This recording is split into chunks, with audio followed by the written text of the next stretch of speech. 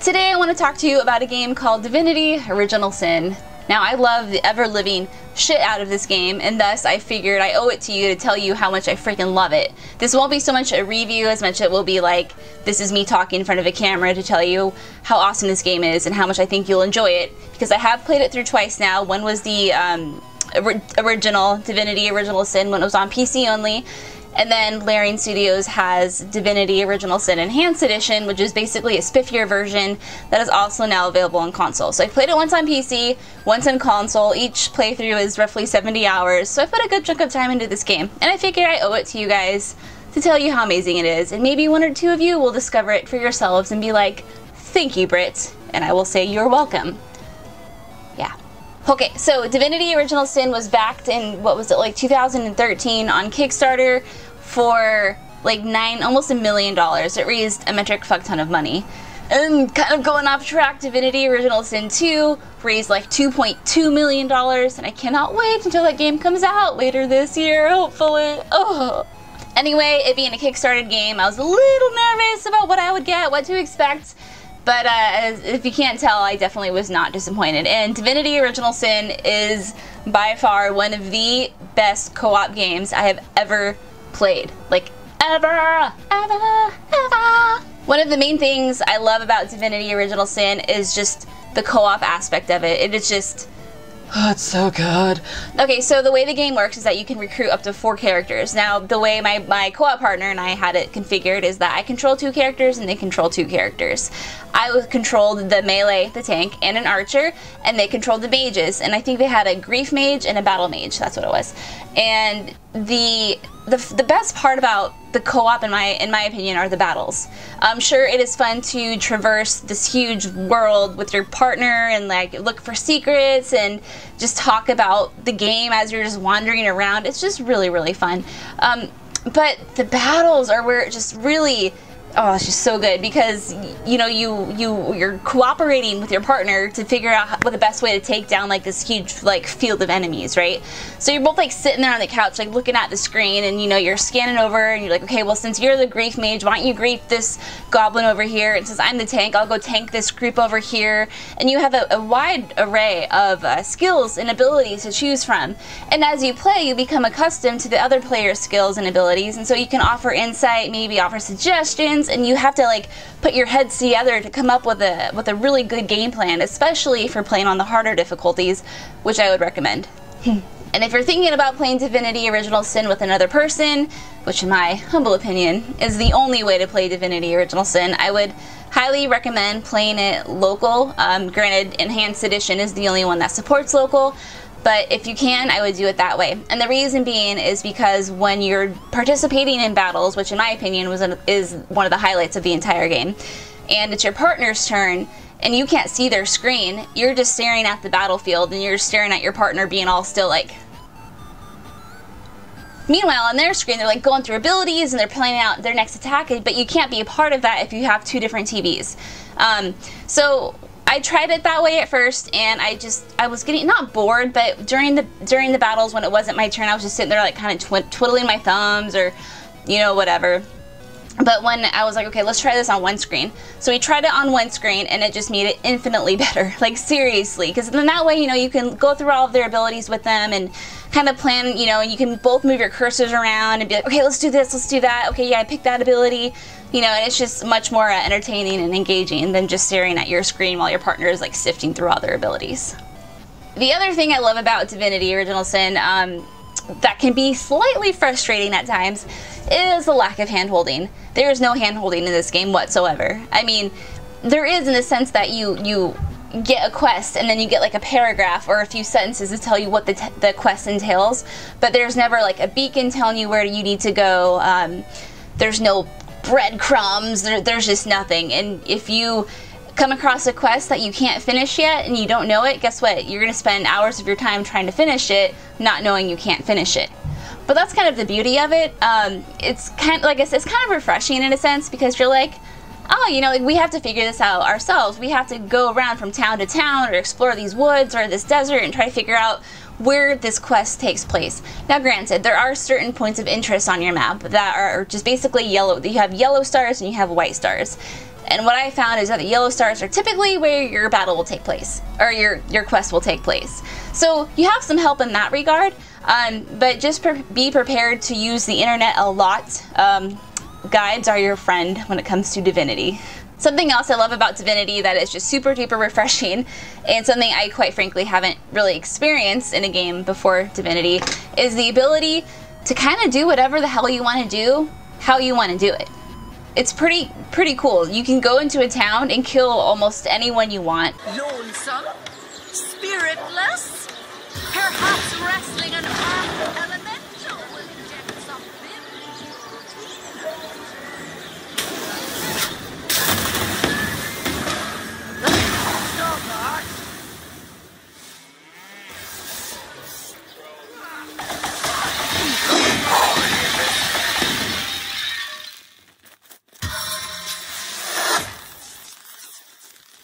Eternal silence awaits you.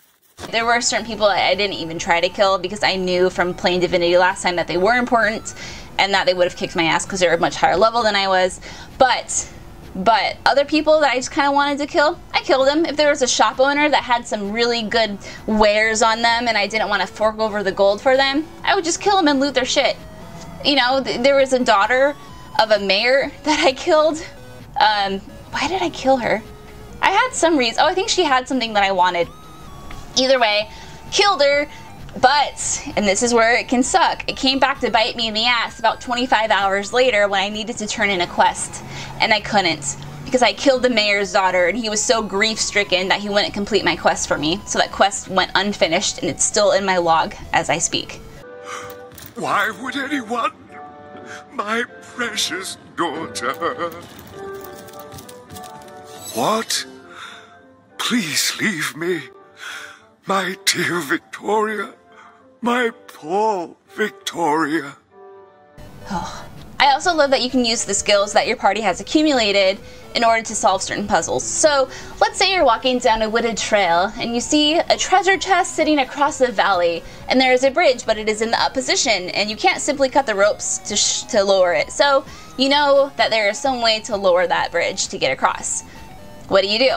Well, you can try to be smarty pants McGee and figure out the actual puzzle and lower the bridge and safely travel across, sure.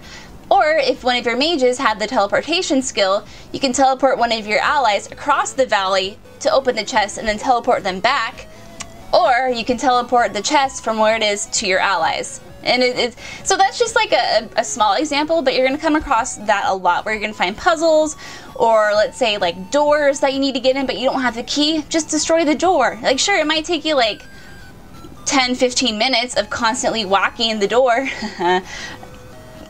to break it down, but you know, you'll get it done. So that's something I really appreciate about it. It's like there's not just one way to solve a puzzle. There are many different ways, and depending on what skills you have, you know, you just have to figure out which works best. But with that game mechanic, the one being that, you know, just do whatever the fuck you want and hope for the best, you're gonna die a lot. You will die a lot in Divinity Original Sin, and not from battles. I mean, you will if you're playing on a hard enough difficulty.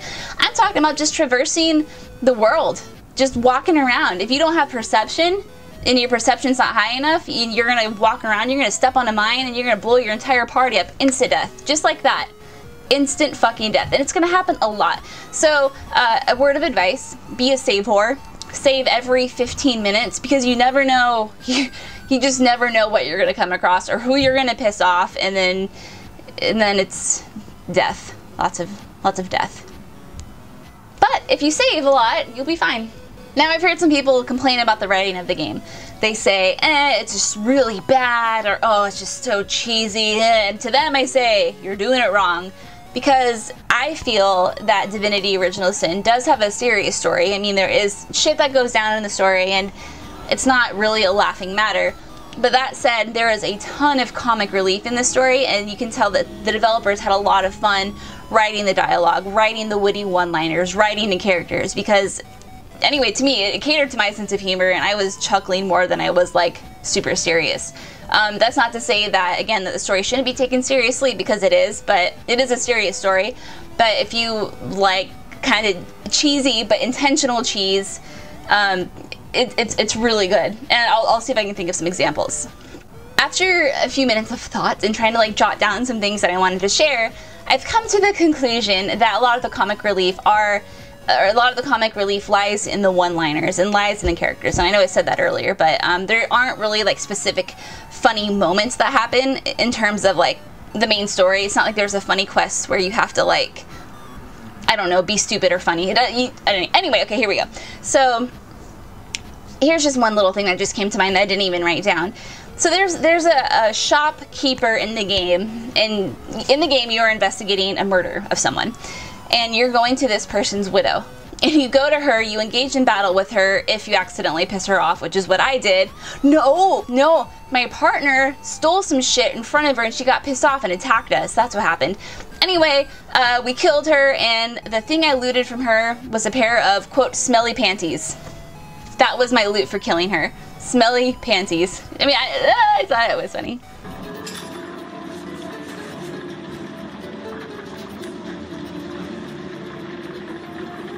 If your characters walk by a fire, they will likely proclaim, "I'm baking like a warm apple pie." That's really what they say. It's kind of funny. I'm warm as fresh apple pie. If you specialize one of your characters in the ability to talk to animals, you will come across a rabbit who was once a dragon, and this rabbit will tell you its story, how he was a glorious fire-breathing dragon, and how that we are mere mortals and not even worthy of its presence. And it's a bunny rabbit. And it has like the funniest, like, and this is the other thing, I did kind of going off here, but if you get the pet ability where you can talk to the animals, because those animals are so funny and they have the funniest voice acting ever. Have some pity. Liberté, equality, and brotherhood for all will turn the wicked cleaver of decapitation upon you. Revolution is coming! And finally, I mean, I could rave about Divinity all night long. The other thing I really want to mention is the music in Divinity Original Sin. It is some of the most beautiful music ever, not just video game music, but just beautiful music I've heard. I listen to the soundtrack at least once a week while I'm working. It's just that good. Unfortunately, the composer passed away last year, Kirill. But to say that his legacy lives on in his music would be an understatement. So here's to you, man. Thank you for all of your awesomeness. Did I make this awkward? I made this awkward. So now that I've praised Divinity Original Sin for umpteen minutes, I don't even know how long it's been, I feel like I should mention a few things about the game that definitely won't turn you off, but you should just know going into it. The first one being is that while I would say 90% of the time for all 70 hours the game ran smoothly, had no issues, there were some bugs that I ran into. The most annoying being when you'd be mid-battle and your action points would just disappear, or your abilities would disappear, or if you caused a chain reaction, like let's say like someone was poisoned and you set fire to them, and poison and fire make things go boom. If you had enough of that going on, it would just kind of go off in an unlimited chain, and eventually it would cause your game to freeze and crash. Now, none of these are issues that a hard reset won't fix. I only had to do a hard reset once, and the other few times it happened, I just simply had to, shut off the Xbox and turn it back on, and that was fine. That said, I am making this video on February 22nd, 2016, and I noticed just a couple weeks ago that an update patch had been implemented that changed a few things of the game. So they could still be working on some of those issues. I don't know, but just a heads up. The other thing I want to touch base on really quickly is that, as I said, I played this game co-op. I played my last playthrough all co-op, so my only experience with Divinity Original Sin has been co-op.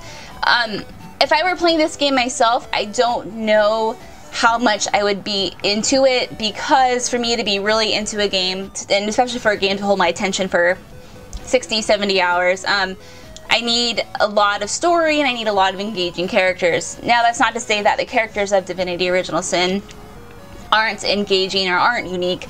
They all have their individual story, and you can help them on individual quests and whatnot. But as opposed to, like, let's say a BioWare game, of course, Larian has never ever made a claim that, like, oh, we want to be like BioWare. That's not the case. I'm not trying to, like, compare the two, but what I'm saying is that I need BioWare characters, BioWare-esque characters to be really into a game, and Divinity Original Sin's characters are very I don't want to say shallow because I feel like that's harsh, but compared to BioWare, they're just not as in-depth, which is to be expected. The focus on Divinity Original Sin is not the characters, it's the gameplay and all that. So in the story, it can be hard to follow, and the reason for that is that the entire game is delivered to you in chunks of text, the story and the dialogue. Now granted, the game is fully voiced, so that really helps, but you know, when you just have to read like paragraph of text after text after text, sometimes you kind of want to just kind of... Ah, the Source Hunter. Oh, joyous hour. So, let my Belagars anyway be these true. I'm Captain or... if you... Bravo! How am I enjoying it? We are the pride of... I'd say they'll look... What more... Because you don't see the character speaking to you, it's not a super engaging conversation because your screen pops up, and that most of the time will cover up the character's face, especially for co-op partners doing something with their side of the screen. So that's just something to be a little wary of going into it if you plan on playing single player, just, you know, heads up. But if you, again, co-op is the only way to go, man, in this game. Yeah. But that said, if you're someone who likes, you know, just the gameplay and you like the battles and the strategy of it, you don't really care too much for story, then you'll be fine. Don't worry about it. Okay, friends, I think I've talked long enough about Divinity Original Sin. I love it. I cannot recommend it highly enough. I cannot recommend it enough. So let me know if you've played it, what your thoughts were, and all that good stuff. So thank you for watching, and I will see you next time.